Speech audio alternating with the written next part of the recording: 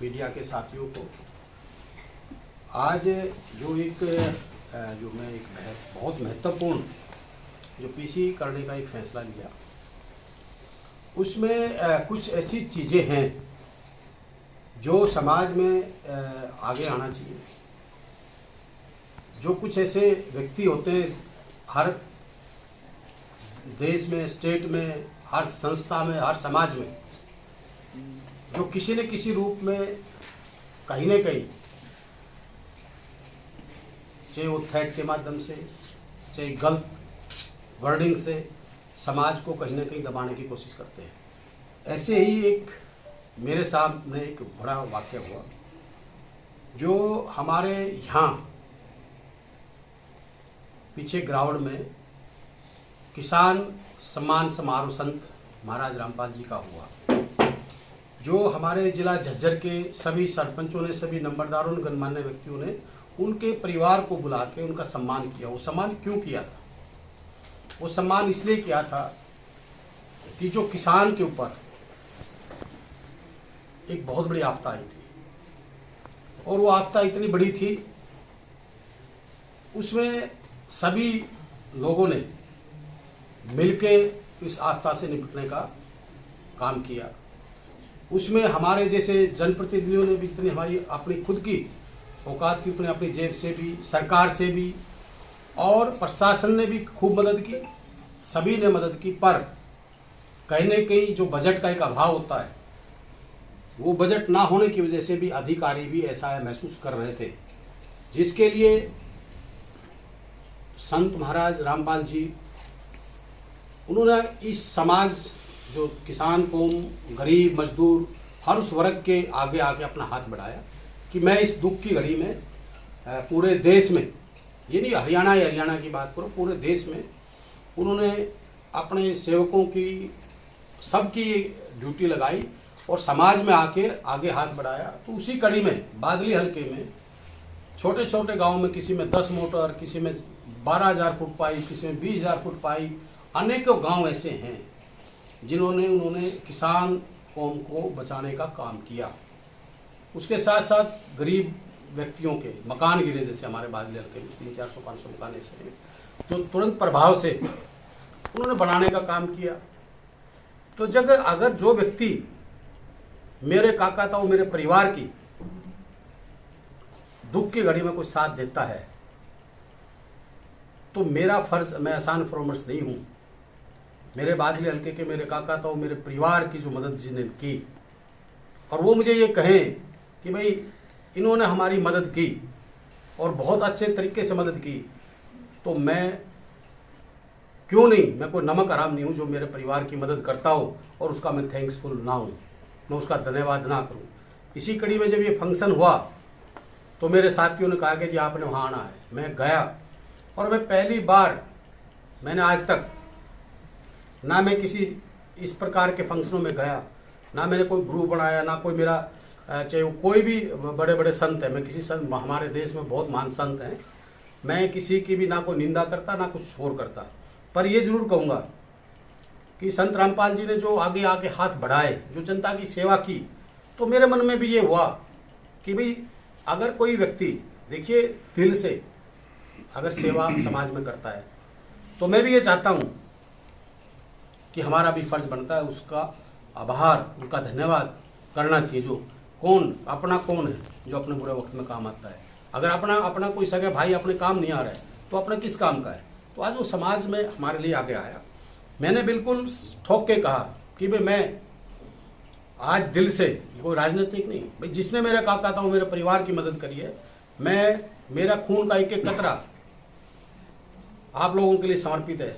और मैं किसी मंच पर कभी भी नहीं गया, पर मैं आज पहली बार, मैंने आज तक संत रामपाल जी का फोटो सिर्फ और सिर्फ होर्डिंग में देखा है, मैं कभी आज तक मिला नहीं, उनके किसी परिवार से नहीं मिला, किसी उनकी संगत से नहीं मिला, पर जो उन्होंने काम किया, तो मैंने बिल्कुल, मैं तन मन धन से समर्पित भाव से समर्पित हूँ। जहाँ तक जो फिर उसके बाद में मेरे पास यूपी से कॉल आता है, रामचंद्र यादव अपना उन्होंने नाम बताया, कानपुर का रहने वाला था। उन्होंने जो बातें करी मैं आपको ऑडियो रिकॉर्डिंग सुना दूंगा सबको, मैंने पुलिस को भी दी है। वो कहीं ना कहीं एक तरह गलत थ्रेट, गलत बोलना, मैं माँ बहन छोरी लड़की सबकी गालियां देना, बम से उड़ाना, मतलब जो एक हद जो होती है वो पार कर दी। तो मैंने इसी कड़ी में फिर मैंने कहा भाई ऐसे व्यक्ति जो समाज में हैं, हम तो उनके लिए गए थे धन्यवाद करने के लिए। उन्होंने अपने आप को कहा भी मैं भी संत रामपाल महाराज जी का भगत हूँ। मैंने इससे तुरंत इनके जो यहाँ के आज बंदे थे उनसे इनका नंबर लिया जो थे कि भाई ये हम तो आपके यहाँ धन्यवाद करने के लिए आए थे, क्या आप हम धन्यवाद करना आते हैं तो आप हमारे को गोलियां मरवाइए।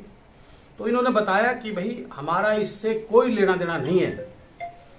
उसी कड़ी में मेरे पास एक हमारे हरियाणा के वरिष्ठ पत्रकार जो हमारे डिस्ट्रिक्ट से नहीं है वो आए हुए थे, उन्होंने वो बात सुन रहे थे। उन्होंने कहा कि विधायक जी एक आप नहीं हो, उन्होंने मेरे को 13 लोगों की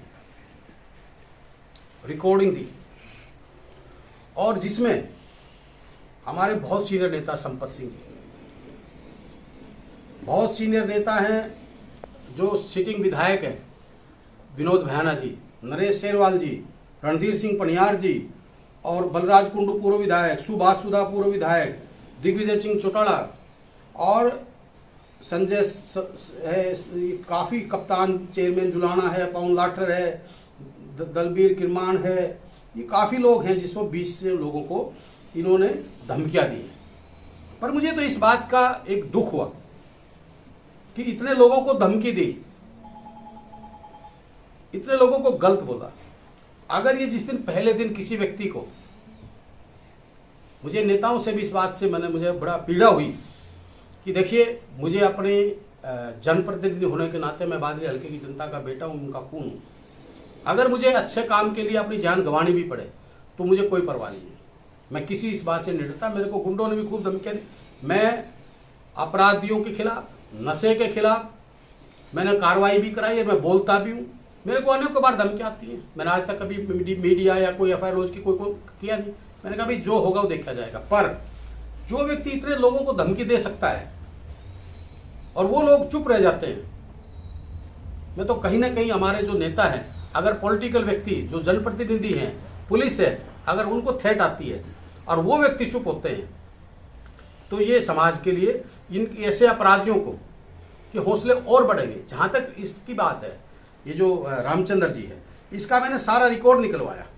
ये एक रामचंद्र ही नहीं है, इसके पीछे कम से कम 10-15 लोग ऐसे हैं जो इस गिरोह को चलाते हैं। रामचंद्र को आगे कर दिया, जिसपे इनके खिलाफ एफआईआर लॉन्च मैंने निकलवाया ना, इन्होंने पवन कुमार यादव है, एक संजय है, एक ये रामचंद्र जी हैं और कई लोग और हैं जिनके खिलाफ कई आपराधिक मुकदमे दर्ज हैं।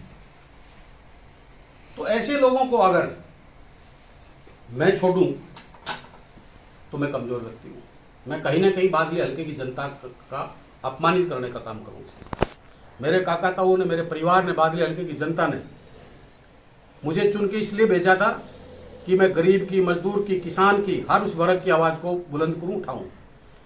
तो अगर मेरे को कोई व्यक्ति, मैं गलत करता हूं, मैं कोई बदमाशी करता हूं, मैं कोई चोर हूं, लुटेरा हूं, कोई मेरे में कोई गंदी आदत हो, तो मुझे डर लगे, मुझे मर्डर से डर लगे। पर और मैं आज आपको एक गर्व से एक चीज़ कहता हूं, मेरे ऊपर पूरी बादली हल्के का, पूरा हरियाणा की जनता का आशीर्वाद, प्यार है।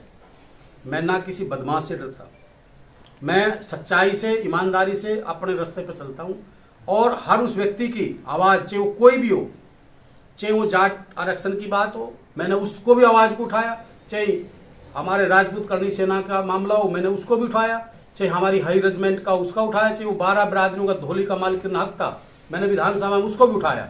तो मैं हर उस चीज़ को जो मुझे जायज़ लगेगी, चाहे किसान आंदोलन था, चाहे हमारे खिलाड़ियों का सम्मान की बात थी, चाहे हमारे पीछे जो बच्चियों के साथ बलात्कार हुआ, चाहे वो अपराधियों का था, मैंने हर मुद्दे में मैं उठाता हूँ। मैं बिल्कुल निष्पक्ष भाव से इस बात को उठाता हूँ। जहाँ तक आज ये जो बात हुई है, मैं जरूर उन नेताओं से भी कहूँगा कि आप लोग जनता के जनप्रतिनिधि हो, आजकल हर व्यक्ति किस चीज से डरता है? अभी रिकॉर्डिंग कर ली, सोशल मीडिया पर डाल देगा, बदनामी होगी। नहीं, अगर आप ठीक हो, आप में कोई कमी नहीं है, तो हम इन चीजों से नहीं डरना चाहिए। उस व्यक्ति की मैंने 12 मिनट तक इतनी सहन की, और मैं आपके चैनल के माध्यम से कह रहा हूं भाई, मैं बिल्कुल भी ऐसे व्यक्तियों को बख्शने वाला नहीं हूं। और पुलिस का मैं धन्यवाद करता हूं, पुलिस ने तत्परता से, हमने अपनी पुलिस पे, अपने प्रशासन पे हमें पूर्ण रूप से विश्वास है, वो तुरंत प्रभाव से उन्होंने कार्रवाई की। मेरी सभी उच्च अधिकारियों से भी बात हुई, और जो मैं डीजीपी साहब से भी, एडीजीपी सीआईडी से, मुख्यमंत्री जी से भी मैं मिलके इसके जो पूरा पर्दाफाश इसका मैं करने का काम करूंगा। जो लोग इसमें मिले हुए हैं, जो शरारत यहाँ हो रही है प्रदेश के अंदर, एक अमन चैन हमारा भाईचारा जो बिगाड़ने की कोशिश कर रहे हैं, ऐसे लोगों को बख्शा नहीं जाएगा।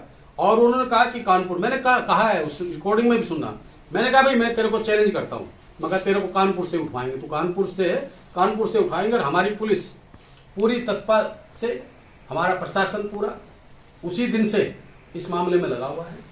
और दोषी को मैं तो कहता हूं, कोई भी किसी व्यक्तियों को जो थ्रेट आती है, हम क्या करते हैं? हम डरते हैं। हम डरते हैं, क्यों डरते हैं?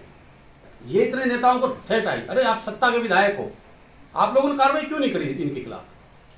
आप बड़े बड़े सीनियर नेता हो, सब चौधरी संपत सिंह कोई आज के नेता है क्या? पढ़े लिखे, उसको इतनी गंदी गालियां दे रहे, मेरे को आंसू आ गई। हमने कोई गलत काम थोड़ी किया।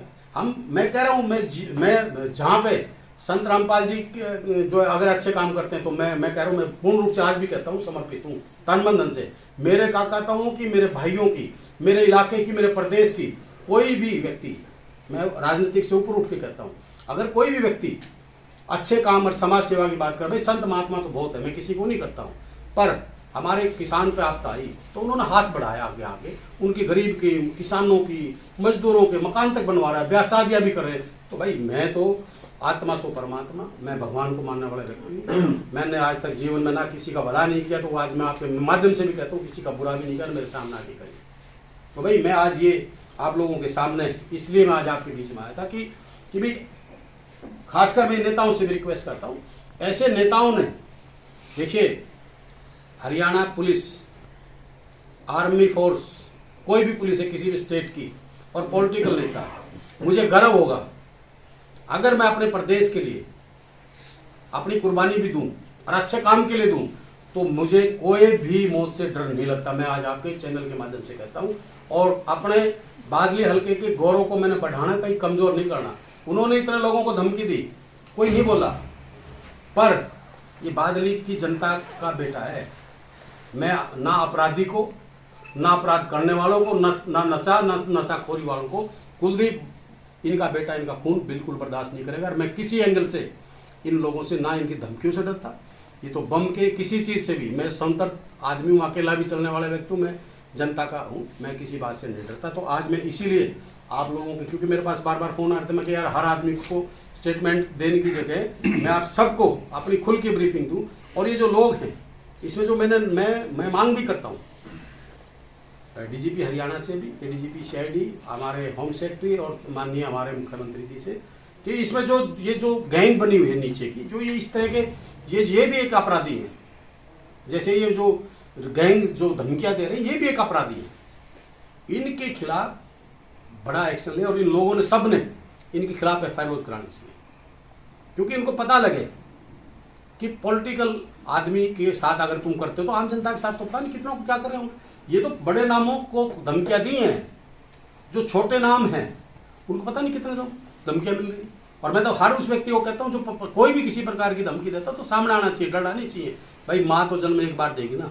मैं तो एक चीज कह रहा हूँ, हानि लाभ अपयश जीवन मृत्यु किसी के हाथ में नहीं है, ये भगवान के हाथ में है। जिस दिन उसने मेरी जहाँ लिख रखी है मरना, मैं वहाँ मरूंगा, कोई माई गलाल रोक नहीं सकता। जिसके हजारों लाखों सिक्योरिटी थे, वो तो भगवान ने जहाँ लिखी है। तो मैं सबसे ये कहता हूँ कि ऐसे लोगों को ना बर्दाश्त करना चाहिए। मैं तो करता नहीं भाई, मेरे पे तो बादली की जनता ने मेरे को यहाँ भेजा है, और बादली की जनता की आवाज़ बन के भेजा है। तो मैं अपने का कहता हूँ, मैंने तो जनसभा में भी कहता हूँ, हर आज भी कहता हूँ, भाई मेरे को जो बादली की जनता ने ये इज्जत की पगड़ी बांधी, मैं अपने का कहता हूँ, कहता हूँ मेरी गर्दन कट जाएगी। इस पगड़ी पे ना कभी कोई लांछन लगने दूँ, ना कोई दाग लगने दूँ, और ना इस पगड़ी को झुकने दूँ। ये मेरा